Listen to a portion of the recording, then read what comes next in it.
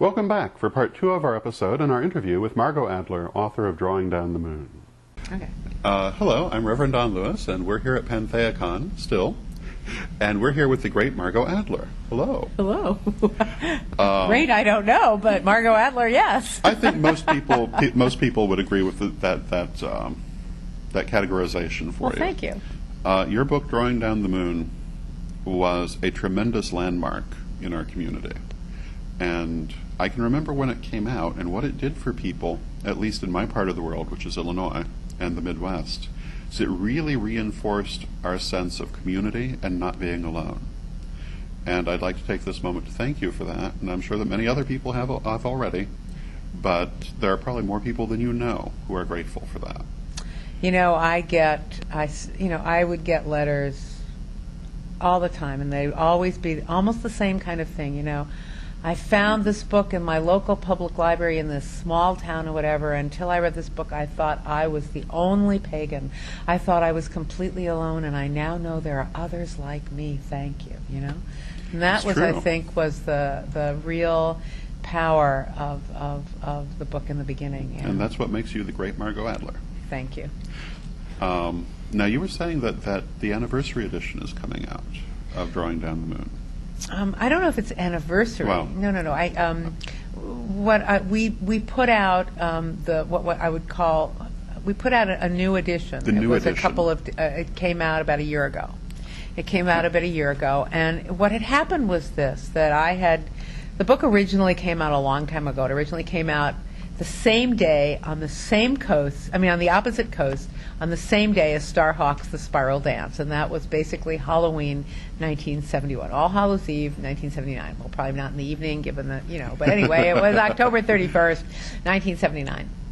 And then there were revisions. The main revision was around 86, and then there was another revision just of the resource guide, which was in 97.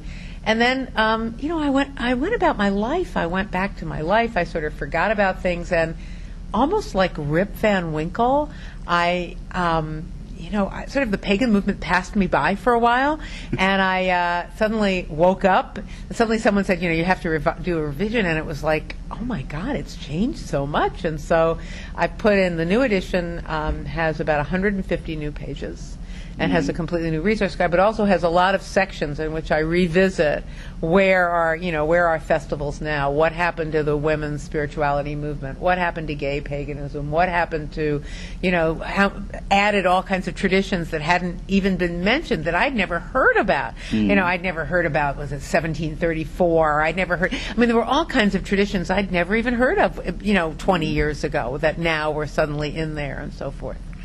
I would imagine that was a wonderful experience for you. Well, you know, I had a very limited time because, but luckily I had the internet, which I didn't have before. So I was able, first of all, I took all the names of all the groups that I had in my resource guide in 97, and I wrote letters out to them saying, you know, where are you, what's happened, here's what your old listing looked like, you know. Half of them came back with, you know, no longer here, address unknown, etc. But then luckily I thought, at first I got very discouraged, and then well, suppose I take the same organization and I Google it. So, for example, I'll give you a funny example. There was one of my groups in the resource guide, which was the Toronto Pub Moot. It was a pub pagan meeting that was every month or whatever in this pub in Toronto. And so when I sent the letter there, a letter came back, nowhere, no what. I Googled it, and not only did the Toronto Pub Moot exist, there were 11 other pagan pub moots in Canada. Wonderful. That were, you know, and so that was what kept on happening. Yeah. And suddenly, and so this movement, which I had sort of described as, a couple 100,000 people. Suddenly I went to adherents.com and I looked up and it said paganism, 19th most popular religion worldwide, 1 million adherents. And then I saw all these scholarly people and, you know, saying there were 5,000 websites in 2001 and there were 750,000 pagans in the United States, and there were, you know, suddenly and I suddenly realized that the festivals I had gone to in the 80s that had 500 people had 1,000 people, and some of the ones that had 1,000 people were like this, PantheaCon with 2,500 people here. And so suddenly I realized there was this huge change in this movement, and a lot of other changes that we can talk about. Mm-hmm. Well, actually, that was going to be my question, because you must have seen so many changes. And other than the size, what do you think is the most significant change? Well, I think that we have become a world religion with all that that entails. And that means that paganism is now, when I first came in, it was a very young movement. It was, very rebellious, kind of 60s-ish, et cetera. Now we have, not only do we have families and elders and charities and pagan studies and peer-reviewed pagan magazines and prison chaplains and, beginning to perhaps soon have military chaplains and have military pagans and the Pentacle Quest and pentacles on gravestones in Arlington Cemetery. I mean, there's suddenly, I would say, so that's the first thing, that we have become a world religion. And that means that many of the things that every other religion in the world has, we are beginning to have. And we have more, so that we are now, we have teen tracks and children tracks at festivals. We now have people beginning to talk about old age and paganism and what does that mean, and what is it now? Festivals beginning to say, well, maybe we should go into hotels because we have to deal with people who are not able-bodied anymore. I mean, there are all kinds of issues with a lot of issues coming up that we never considered before. Pagan pride, the idea that there are hundreds of groups celebrating pagan pride. In the one in New York, there's a bloodmobile, and it basically takes blood. And there are, so I mean, I think that's the major thing, that we have become this. I mean, I wouldn't call us kind of mainstream totally, because we still have this sort of rebellious core, and we do have a perspective that is very much different than the monotheistic religions that are around and so forth. But I do think that we have really come of age in a very significant way. Of all the people that I interview, you're one of the most appropriate for my next question, although I ask almost everybody. What do you think is the most important thing that we need in the future in our community? Or need in the present? Well, I think that the Pentacle Quest was a very interesting thing, because what happened was we approached it, the people who fought the battles fought it in a very different way than all other pagan battles have been fought. If you think about it, the people who fought it did not say, oh, we've been victims, oh, we've been persecuted. No.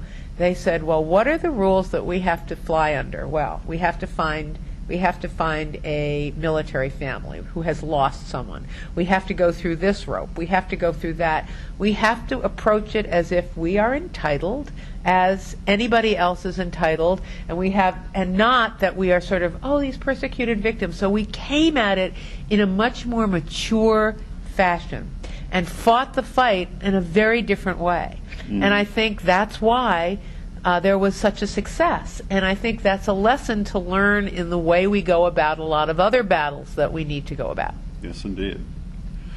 You mentioned your memoir, Oh, yes. Heretic Heart. Would you care to address that? Well, I was trying to figure out a way to write about my past, which had included a lot of politics in the 60s, and growing up in sort of a red diaper baby family, and going to Berkeley and being arrested in the free speech movement, and being a civil rights worker in Mississippi, and going to Cuba, and all this kind of thing. And so I wrote this book as a way of sort of explaining how I moved from this very political, almost rationalistic, agnostic, atheist world into sort of the world of spirituality. There's not that much spirituality in the book, but it's a movement toward it. So that it starts out as a very sort of political book, and I think there's a lot of powerful stuff in it, but it moves toward the end, as you see. I start talking about how I really began to embrace a pagan perspective. And so it's sort of that journey. That's why I call it a journey from spirit to, sort of from spirit to revolution, or from revolution to spirit, or whatever I call it. That's wonderful. Yeah. If people would like to learn more about you or buy your books, where would you send them? Oh, I think that they can get my books anywhere. That's you true. can order at any store or whatever, and you can just ask for Drawing Down the Moon, and you can ask for Heretic's Heart, and they can order it for you. There are a number of my essays on BeliefNet. So if they go to BeliefNet, they can look me up and read some of my essays. And you can come to festivals and hear me chant and sing, because one of the things I love to do is not only give workshops where I talk about the stuff, I love to chant and sing and I give did not know workshops. that. Oh, yeah.